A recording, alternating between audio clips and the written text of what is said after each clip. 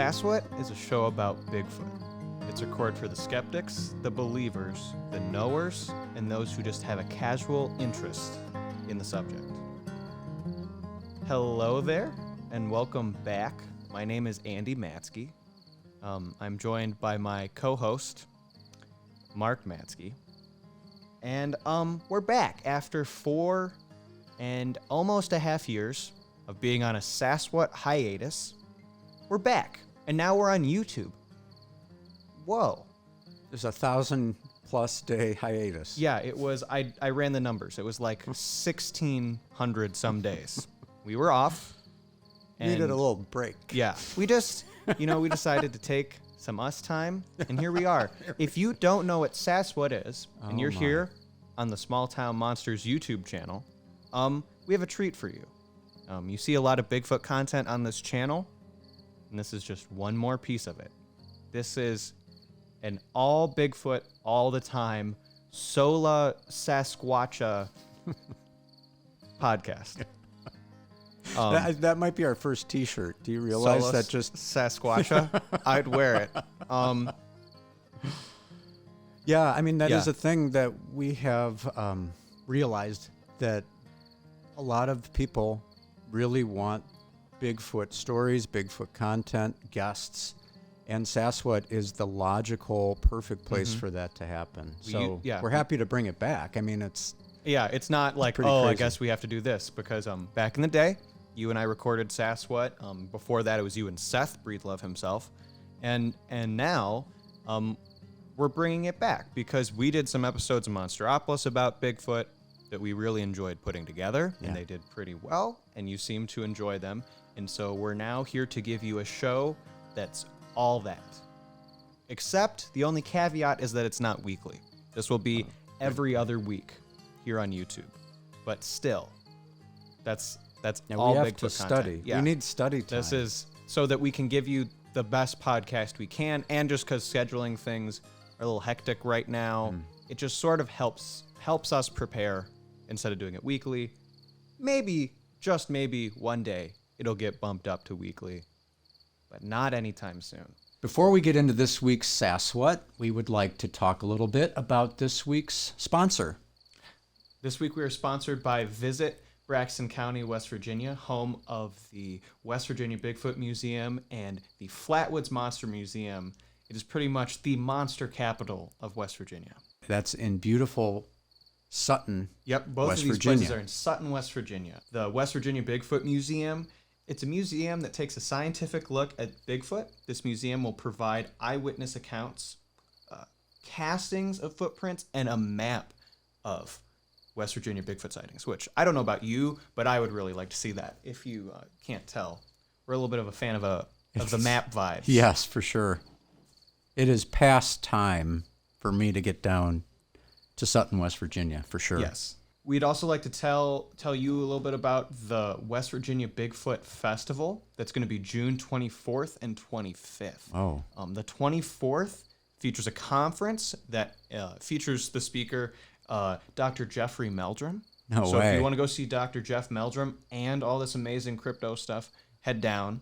And the 25th is their festival that features vendors and food trucks, book signings, live music, and more.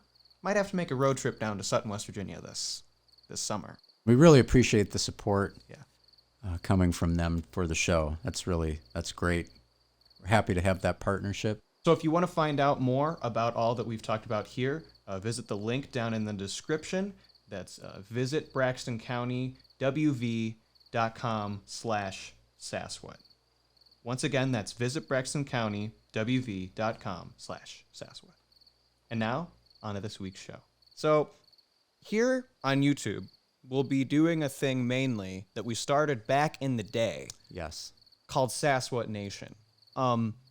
It's this idea we came up to go, it's sort of a systematized way of looking at the Bigfoot phenomenon, where we go state by state through the United States of America, and we take a deep dive into each one of those states.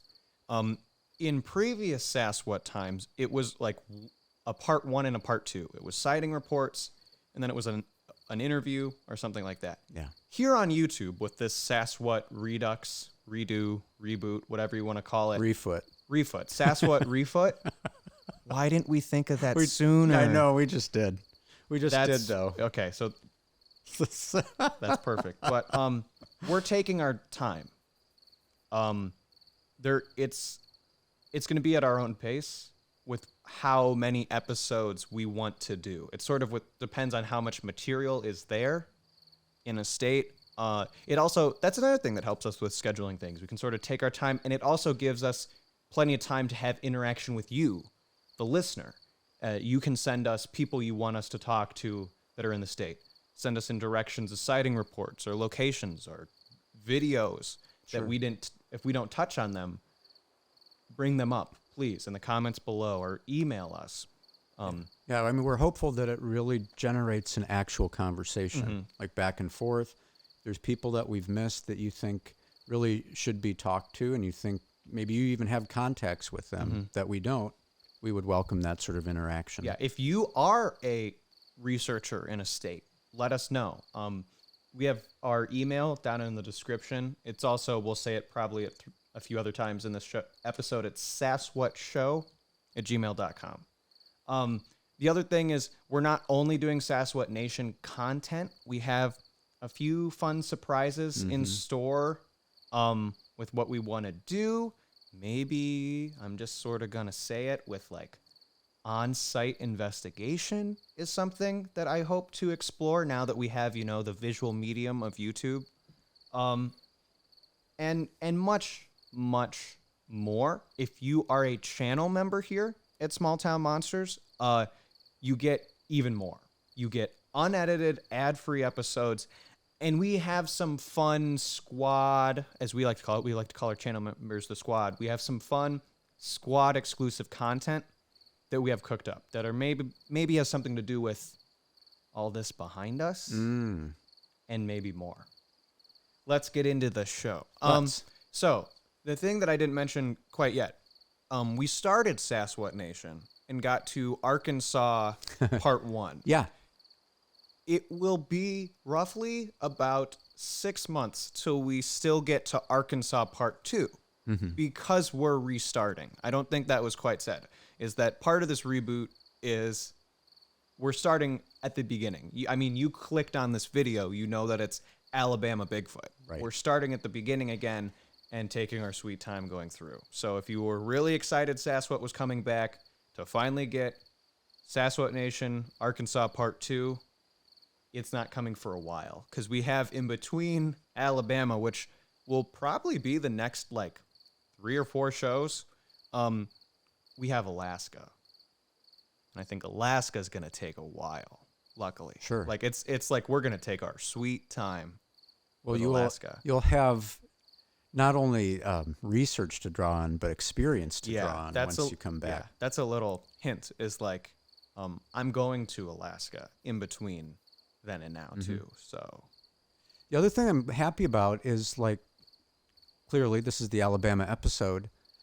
Since the first time we covered Alabama and now so much has emerged in terms of sightings and how Bigfoot has affected the culture in Alabama that there's really hardly any comparison between what we did then and what we have to do now in order to pay due diligence to the stuff that's happening. Yeah. So I'm glad that we are restarting at the beginning because there's a lot to say about Alabama. A lot. And it's going to be chomping at the bit not to say it all at once. This is just Alabama Part 1 of probably 4. So do you want to share your first bit of research? Today, and like the way I think we'll sort of try to do this typically is we'll start, I don't want to say at the beginning of sightings in that state because that's sort of hard to say, but early on, and we'll work our way through as the episodes go on. So let's start early. We'll start early. We'll bounce around a little bit in the 1800s and early 1900s. So it's not going to be like completely chronological. It's not that perfect. Sorry, guys.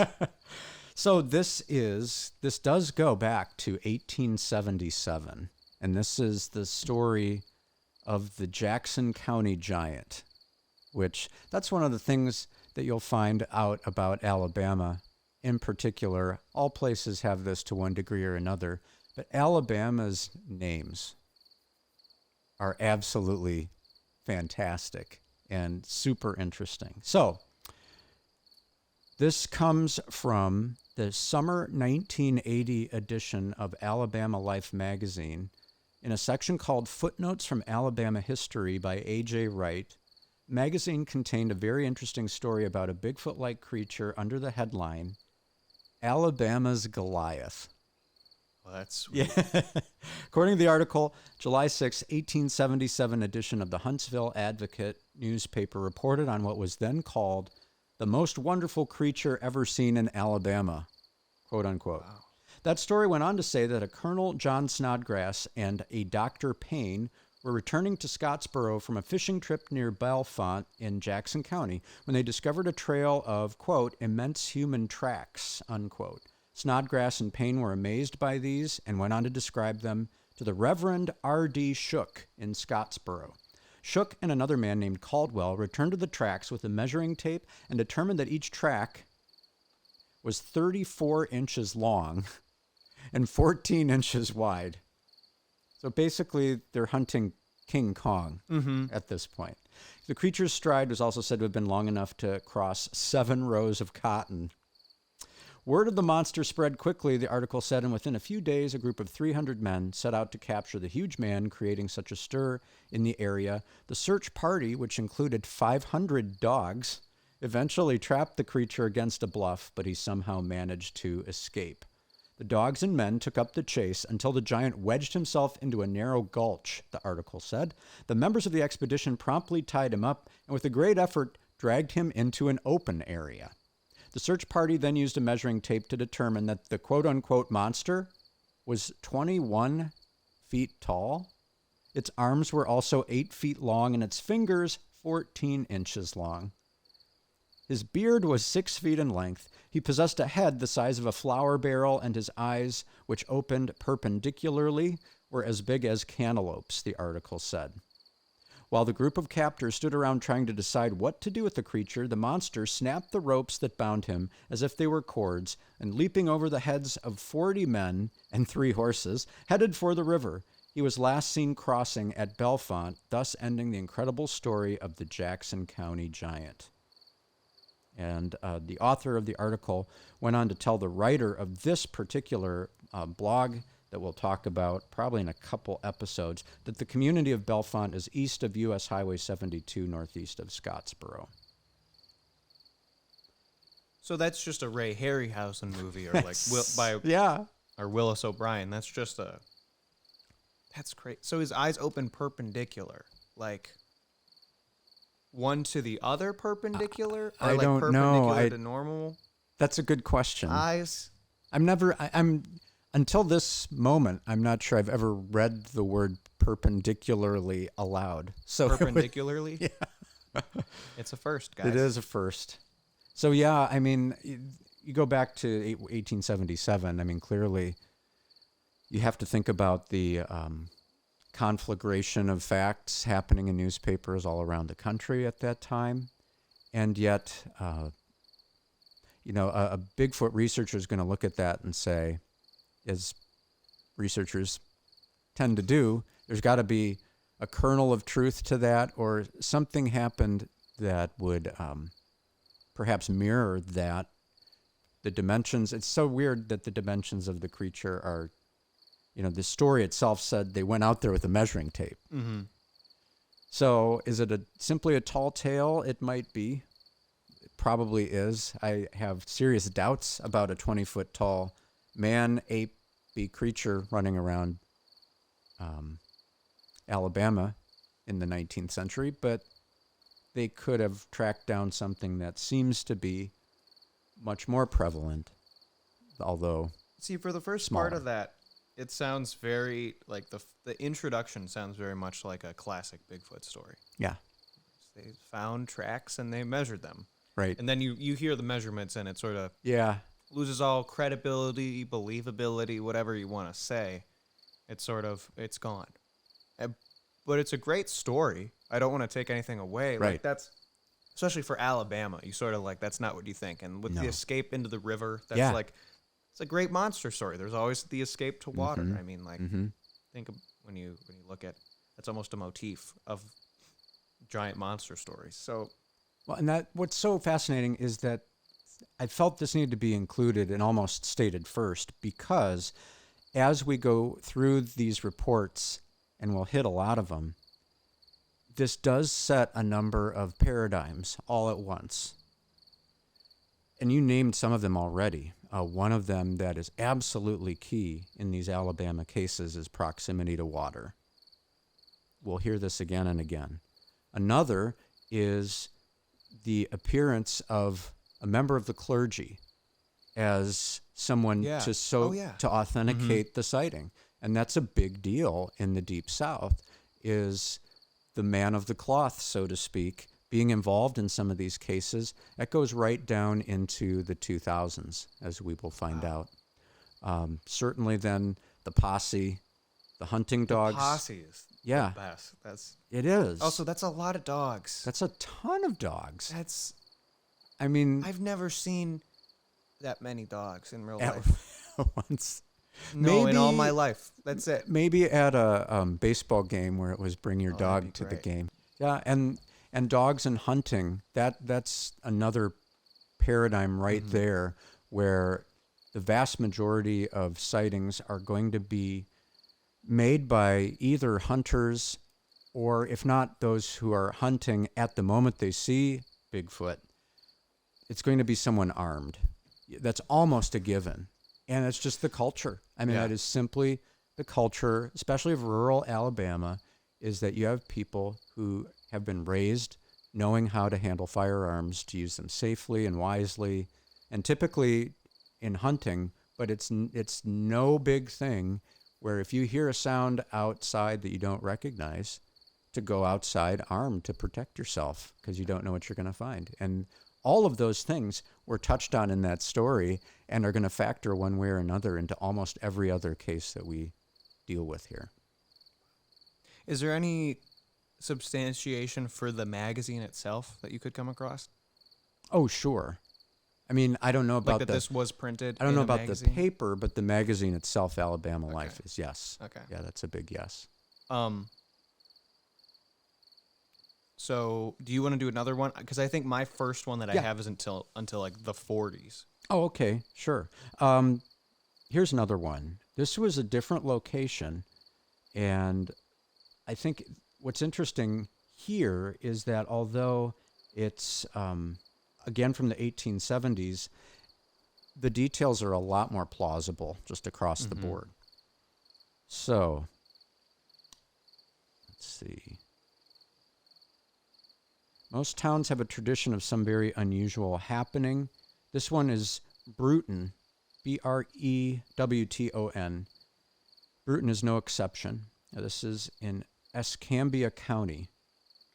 In the late 1870s, it was rumored that an ape or wild man had been sighted in Hell Hundred. See what the names, what I'm talking about? An impenetrable jungle swamp located on the east side of the railroad at the northeast end of town. Numerous sightings were reported, causing uneasiness to grip the town.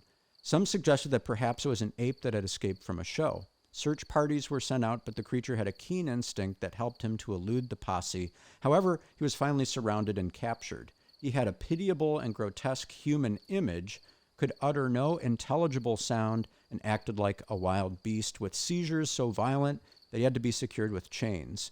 The wild man was hopelessly insane. Legal records and inquiring resulted no identification, and it was decided that there's no explanation how he had survived. Sheldon Burke published the incident in the quote-unquote scrapbook. There was a similar incident of a wild Dutchman who was killed near Atmore, but he was classed as a desperado rather than a wild man. So is this just one of the cases of wild man being attached to just a real person with some sort of, That you type of ambiguity is very much at play in this story. I think so. I think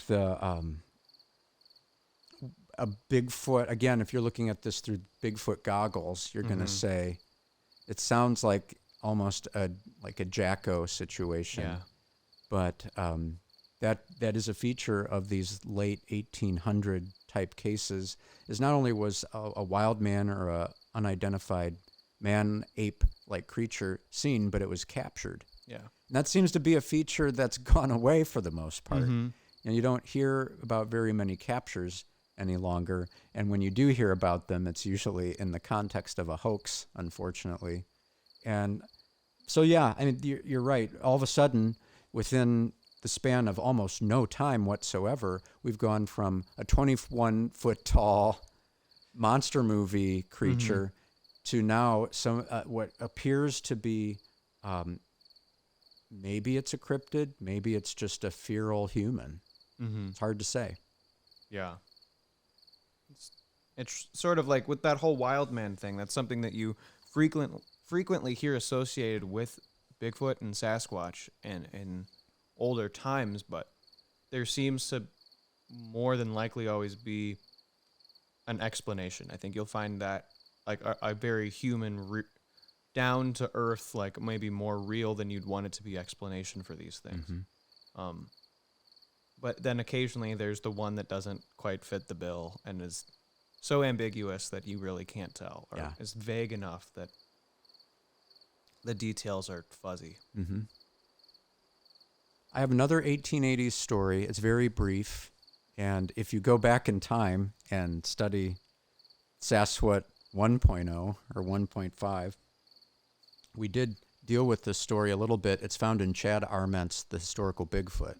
And this comes from northwestern Alabama, Bear Creek, in the Horseshoe Bend area of the river. A fisherman named Jade Davis felt watched by a Bigfoot, that when he noticed it watching him, it jumped into a creek and swam away or disappeared.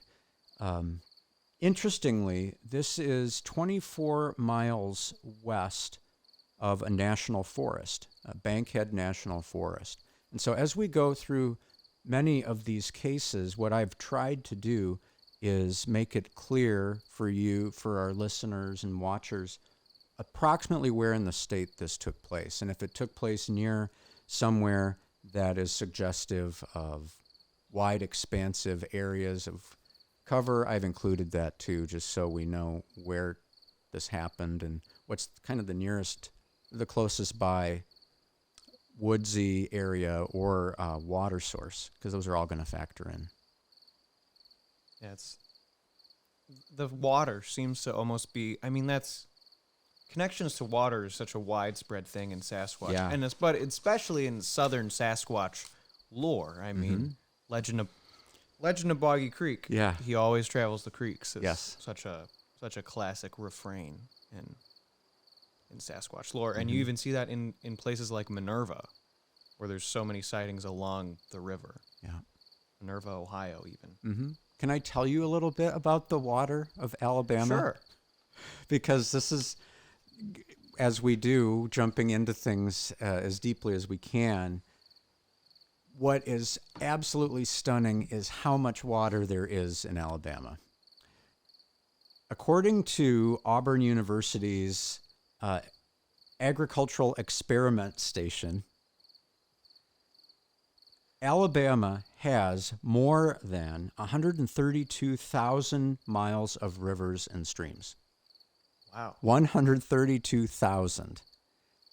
Now, the helpful little infographic that I saw online said that would encircle the Earth 5 times. That's the... But how does it all fit in one...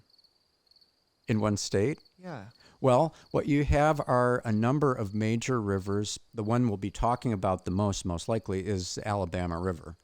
But that describes the geography of the state. If you imagine Alabama as essentially a rectangle, because that's how it's basically shaped, widens at the bottom a little bit, you have a number of river systems running from the northeast section of the state down to the southwestern part.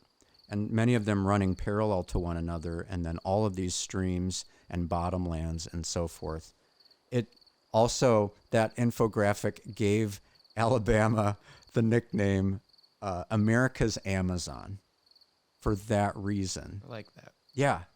And because of the great propensity for you to run into water in the state, it is number one in the United States for freshwater fish biodiversity.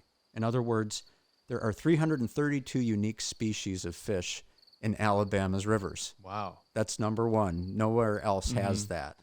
And they're also number one for the number of freshwater crayfish, snail, turtle, and mussels. Wow. In addition to that, America's turtle capital of the world. It is.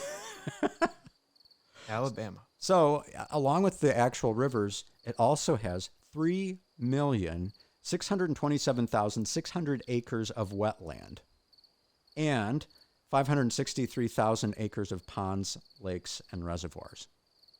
Very swampy part of the country. Yeah. So that really was suggestive to me as I looked into that part of it. Because it was just sort of like a little thought that I had in looking at these early reports. It's like, boy, these are almost always by a river. And so I started studying that, and it was like, this is one of the most likely places. Yeah. For a Bigfoot, assuming they are in fact real creatures and need water, this is the place to go. I mean, their food is in the river, and you need both. So it's just unbelievable. One-stop shop. It for is. Sasquatch snack. And as far as the geography of the state goes, I'm not going to do it all right now, but you start at the top of the northern section, and you're still in the southern Appalachians. The further down in the state you go, pretty much the southern 2/3, you're in coastal plain. And the Alabama River is like the big show in town, and a lot has happened down there. That's all I'll say for now. So that's our little river talk. That's our little water excursion in Alabama, and I think it's, from a logical standpoint, it really helps a number of things to lock together. You'd be hard pressed to not find a river in any of the sighting reports we're going to be talking about. Oh, yeah? Yeah. I don't know if there's a river in this. Throw down the gauntlet right now. I don't think there's a river. Well, I have a report from 1946. Do we want to jump that far ahead? Let's do it. Let's do that. Okay, so this is from the book Bigfoot Across America by Philip L. Rife. I think every story I talk about today or tomorrow, next week, 2 weeks, in your dreams. Yeah, well, I talked about before, but that was a long time ago, so it's fine. That was like 4.5 years ago. Yeah, so it'll be new. So one early incident occurred in Jefferson County in 1946, as related recently by a grandchild of the principal witness. My grandmother heard this loud, blood-curdling scream come from down at the foot of the mountain. She never heard anything like it in her life. She said it made her hair stand on end. It would scream every couple minutes, and each time she could tell it was coming up the mountain and closer to the house. She had no telephone, and there was 3 miles from the closest neighbor. So she grabbed Grandpa's shotgun, locked all the doors and windows, and turned out all the lights but the porch light. She thought that she was dealing with a black panther or mountain lion because the scream sounded like a cross between a cougar and a woman, but deeper and raspier. She could tell that the creature was circling the house and was staying at the edge of the light. The creature screamed again. It sounded like it was right behind the house. Suddenly, she heard a loud thump, as if there was something big had jumped onto the porch. She could hear something kind of shuffle towards the door.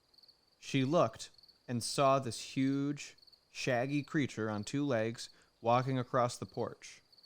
She said that it was covered in shaggy hair and had real, long, thick arms. Suddenly, she heard a pickup truck coming. The creature bounded off the porch in 2 steps and was gone.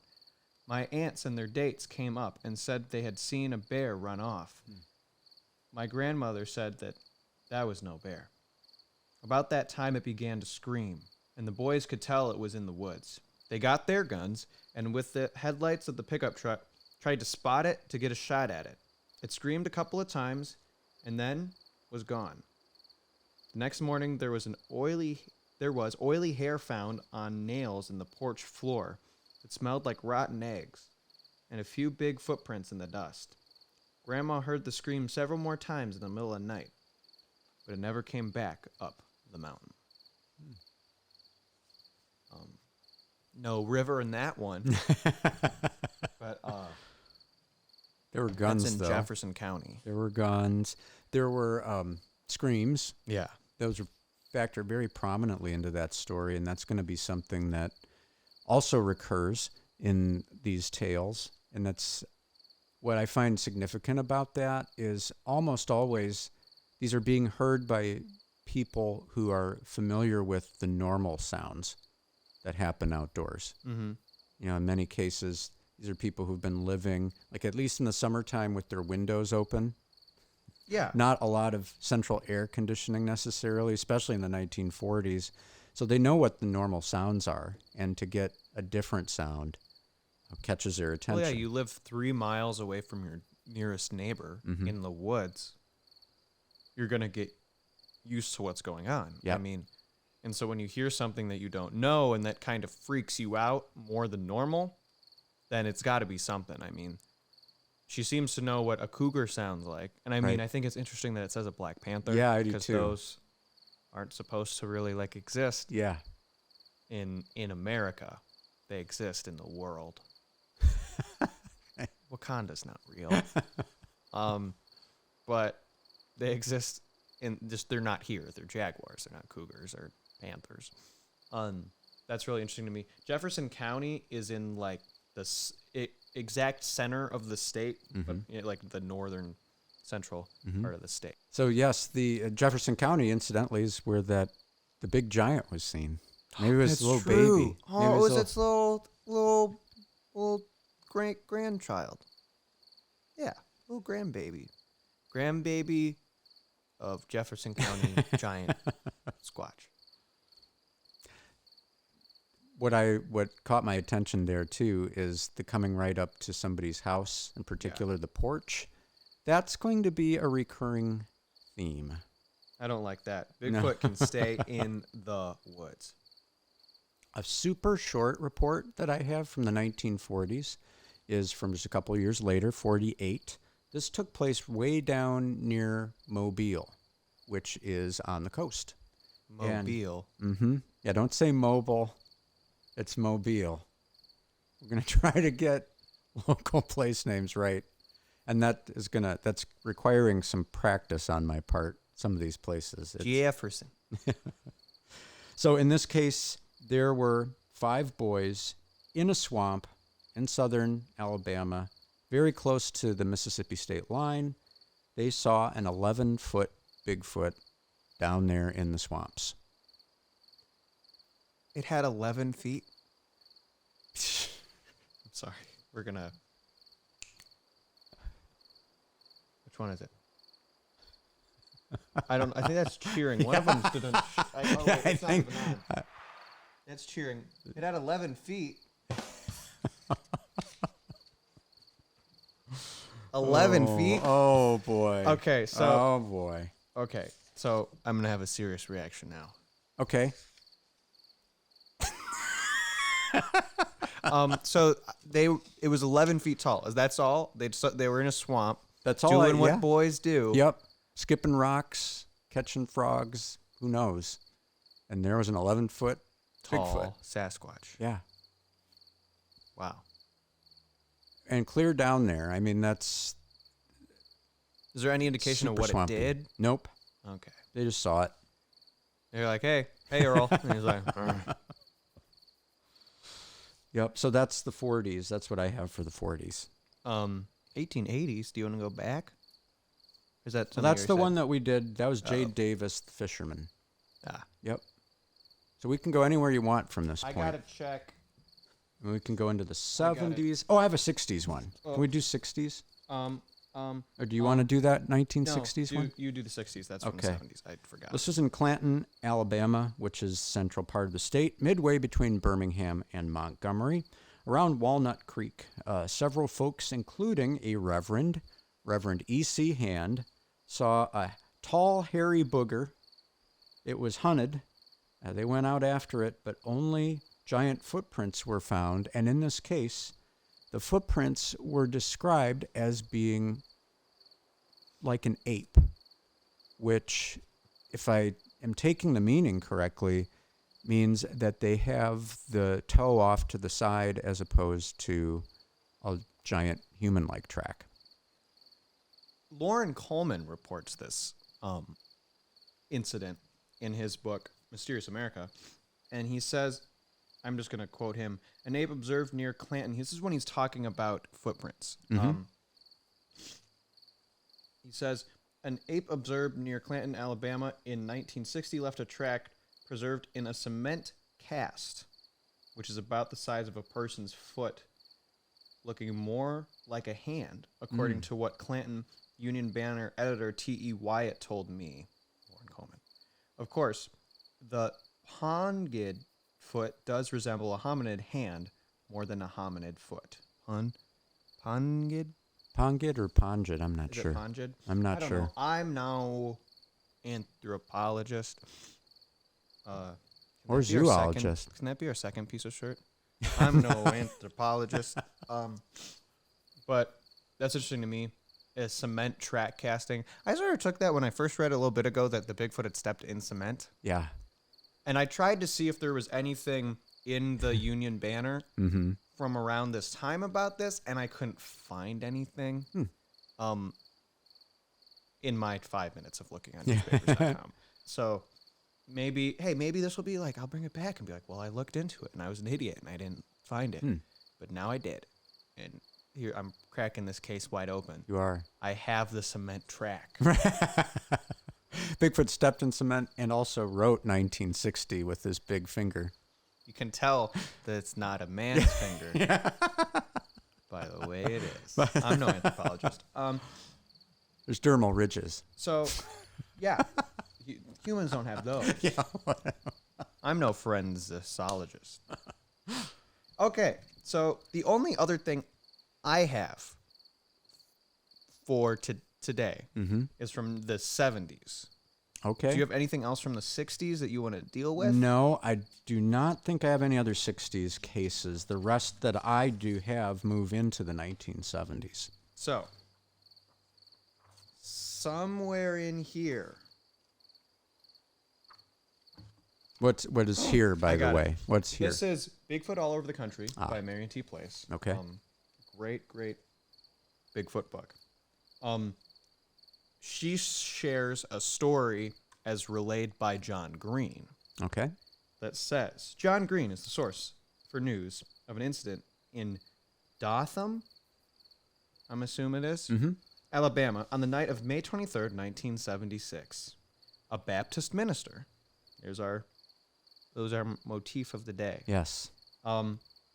Was driving along a wooded area at the city limits when something dark lunged out of the side of the road. In the glare of the headlights, he saw a creature slightly under 6 feet tall, very heavily built and covered with dark hair. The face resembled that of a human, and the eyes were red. The face resembled that of a human, and the eyes were red. As the minister accelerated to get away, the creature ran alongside the car for a mile until the speedometer registered, and take note, class, 70 miles per hour. Wow. Then it dropped behind, entered the woods, and disappeared. So, we got Bigfoot. Well, we got a dark, buff, red-eyed, hairy thing. Yeah. That's just under 6 feet tall, which I think is interesting. It's short. That can apparently run something like 65 miles per hour, at least. Yeah. Maybe he could have ran 70 miles an hour. Did I say driven? Bigfoot drove the first time? I don't know. It's a fast Bigfoot. Yes, he's fast. But he's not 70 miles per hour fast. That's crazy. Mm-hmm. He's just trucking along. I believe that's our first reference to red eyes, but that too will not be the last time we encounter red-eyed Alabama Bigfoot. But yeah, that is stunning when you think about what that would be like to be in a car and have a natural, quote-unquote, creature essentially keeping pace with your speeding vehicle. Yeah, it's sort of... At least for a time. It's sort of a take on the classic road sighting. It's like case where it's, a Bigfoot crosses, and that's it. But this time he sort of crosses, and he's out by the road, and then he follows you for whatever reason, for his own enjoyment, or her own enjoyment, but like the creature's own enjoyment, or to give chase. Yeah. What? And he's a minister. So he's trustworthy. Yeah. The thing that is so staggering about that is a mile in a car going 70 miles an hour, it still takes a while. And that's a long time. I mean, I think about all the time I spend on interstates, which is a lot, going 70-ish, and how far it is, to your last exit. You're going up, and it's like a half mile more to go. That's an awfully long time for something to keep pace with you going seconds, that 50 fast. Seconds. So, all that I'm saying is either it wasn't really a mile. Mm-hmm. I think it's far more likely to say that it seemed like a mile because something unknown is chasing you. Because if it was an actual mile, then the endurance to run that fast for that long is off the charts. It's running really fast for at least 50 seconds. Yeah. Which is pretty crazy. Yeah. Like, it's inhuman. Mm-hmm. I'm not calling our pastor a liar, but I'm just saying perhaps I just got a little perception. spooked. Yes. So, you heard it here first, folks, that Baptist minister was a liar. Oh, no. No, he wasn't. No, he wasn't. He was just freaking out like any normal person would be if Bigfoot's chasing your car. So, I think that does it for this week's episode. Yeah. First, SASWHAT reboot is in the books. Thank you so much for listening. Thank you so much for joining us this week. Join the channel. If you enjoyed this, there's probably an additional 10 minutes you're missing out on. I think you'd really like it. Join the channel at the lower level. It's only like $6 a month. That's just not having coffee once. Or, how you've been wanting to have some, not have fast food as much. Just give up fast food and join the Small Town Monsters channel. If you have Alabama Bigfoot stories, send them to us at saswhatshow@gmail.com. If you know a SasWhat Bigfoot investigator, if you know an Alabama Bigfoot investigator, send us mail. Yeah, absolutely. Like, please, give us your suggestions on where you think we should go with Alabama Bigfoot. Also, you could leave them in the comments below, too. If you are interested in sponsoring the show, send us an email and we'll talk. We'll figure it out. Again, saswhatshow@gmail.com.